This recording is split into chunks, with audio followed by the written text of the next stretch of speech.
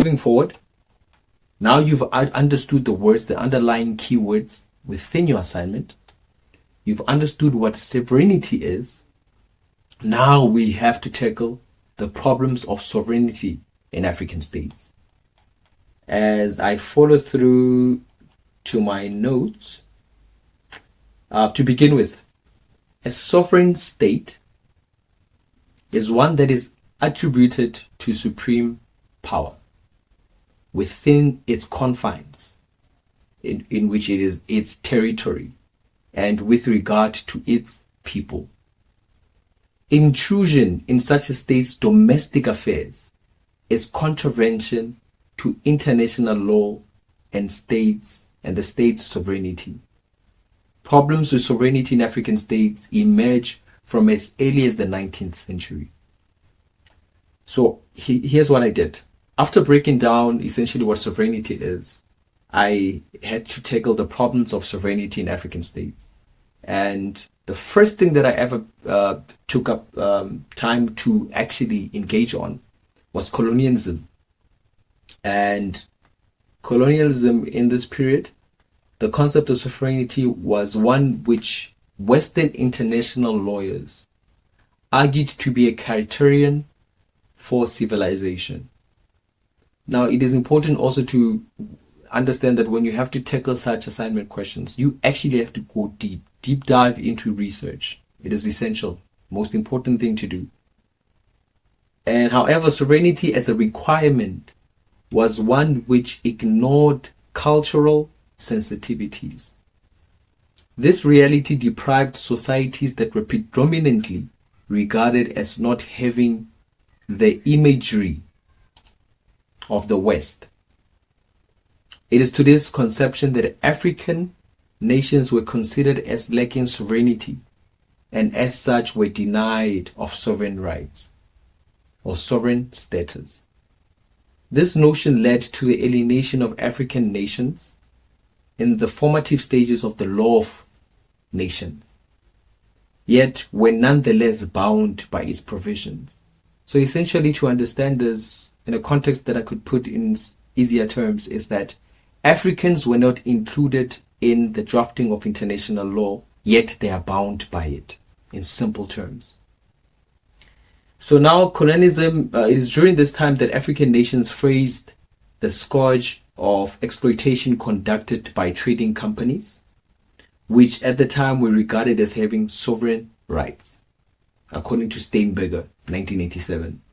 One substantial example was indicative of the status of Africa in the law of nations is contributed by the 1884 to 1885 Berlin Conference. It's an important part of history that you need to research on as a political science and international relations student, in which its signatories, none of which were African, promulgated that they were impassioned solely by the monumental notions of the advancement of civilization and humanitarianism, as well as trade in the region of Congo.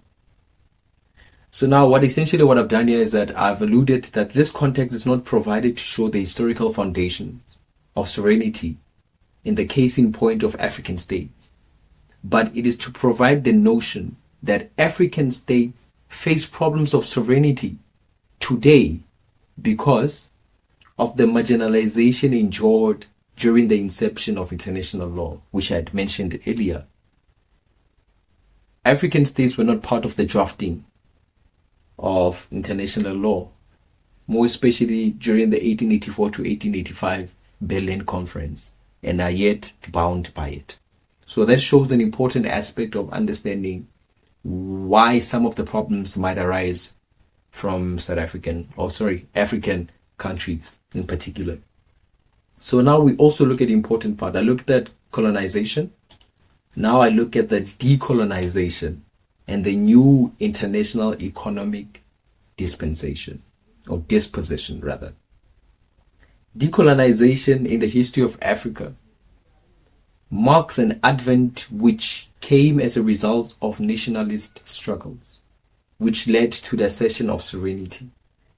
These states, and I quote, which had been denied of their sovereignty for so long, were understandably intent on affirming the importance of the newly won sovereignty and the principles of equality, non-aggression, and non-intervention. African states attempted to use their newly gained independence to fight for the period in which they had faced colonial times, and were still binding on the new African nations, even though they had no role in its formulation, which is the international law, which signified a problem of sovereignty faced by African states, according to Kressner, 2001. So now we look at one important aspect as well, human rights. To begin with, the inception of human rights law in international spectrum post-World War III or World War II era challenged the traditional notions of supremacy in African states, specifically on the notion that states regarded sovereign assume absolute supremacy over the boundaries and in respect with their people. Now we look at one important part as well, which is the intervention by humanitarian and international criminal justice. The outcome of what tragedies in Rwanda is a case in point, which is an important part that you can also include in tackling the assignment. You need to remember you have to identify cases in which shows that African countries have a problem of exercising their sovereignty. So Rwanda is one other example in which there was a genocide paved by humanitarian intervention in the affairs of African nations. However, it is stipulated under the Charter of the United Nations that humanitarian intervention, multilateral intervention to save citizens of a state, is illegal, a violation of Article 2(4) of the Charter prohibiting the use of force, unless this use of force has been authorized by the Security Council, the Charter of the United Nations, 1945. That is why I extracted that information. However, as the case may be, the argument focuses on the notion that the possession of sovereignty by African states is not seen to be reminiscent or to having a right, but rather a responsibility, in which failure of African states to ensure protection of their own people in the delegation of such a responsibility unto the international community. So now these are important examples that you need to include in your assignment as you tackle it. I also looked at the international economic system, economic sovereignty.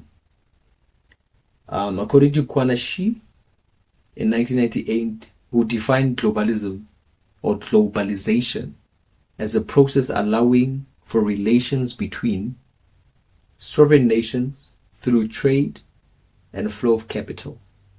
However, Ocon 2002 contends that globalization today is one that has internationalized national policies as well as policy-making implementations. According to Core 2001, the result of this is that national policies that were traditionally under the jurisdiction of African states are now advocated for by external influence. This has led, and I quote, to the erosion of national sovereignty and narrowed the ability of governments and people to make choices from options in economic, social, and cultural policies. So it's another aspect that you need to really dive deep into, because now you are expanding or you are exploring further into what your assignment is requiring of you, because now you are now delving in economic sovereignty. So you've dealt in the political, in which countries or states are unable to take various decisions or have external influences from external countries, particularly Western countries, in which there are many examples of such influence. And now at its most important level as well is that also at the economical stage in which globalization is intended or is quoted as intended to allow access of markets for all countries. However, there are external influences that influence countries through such global trades, in which they also influence the policy decisions of such African states in playing part of such globalization. So now, these are the important parts in which we look at. We looked at the example of Rwanda, in which there was a genocide paved by humanitarian interventions in the affairs of African nations. So Rwanda is one important part in which you should look at the case of the Tutsis and the Hutus and how it came to be that one tribe was preferred by those who were colonizing the country at the time over another, which caused severe disagreements within the country and led to a genocide and a scourge of violence which took up most of Rwanda's population. So these are the important parts that we need to look at. We've already looked at economic sovereignty and we've looked at various examples. And also we need to look at the war on terrorism. In essence, the universal war on terror raises the issues of sovereignty status in African states. Once more, the question raised here is one pertaining to the degree in which sovereign states are justified in as far as their actions to protect themselves. For one, the nature of the war on terror concerns itself with almost immediate intrusion of external entities. Somalia and fragile states always fall victim to the intrusion by external entities in their domestic affairs. That's another case in point.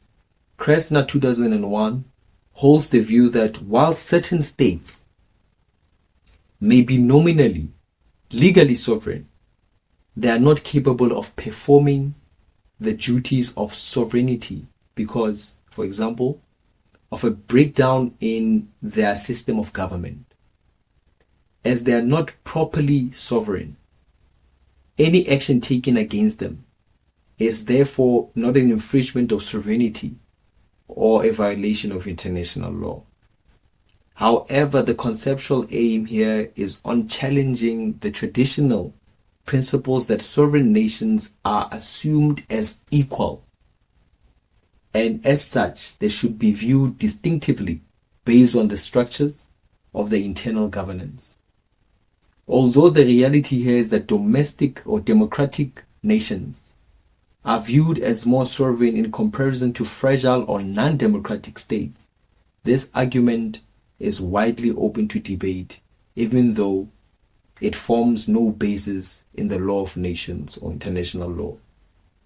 So essentially how I conclude this, I would rather say the main emphasis of this, as you would say, the main emphasis of this assignment was to form a practical sound focus in answering the question of how domestic supremacy is justified when it comes to the realm of intrinsic or extrinsic relations, more particularly in a world of sovereign nations. The contemporary principles of the UN Charter explicitly states that under Article 2.1, all sovereign states are equal, irrespective of an imbalance of influence, wealth, or power between states. The legal conception or conceptual notion is that all states are formally equal. So, to what extent should African states continue to grapple with the notion of a new international economic order or be considered in the discussion and implementation of effective sovereignty? However you choose to conclude your assignment topics is solely dependent on what you have said in the assignment or in tackling the assignment. But it is always important to also have references, as it shows that you follow the rules of undertaking academic work. So, identify and discuss problems of sovereignty in African states. I close that assignment topic. Thank you for tuning in. See you next time. Bye.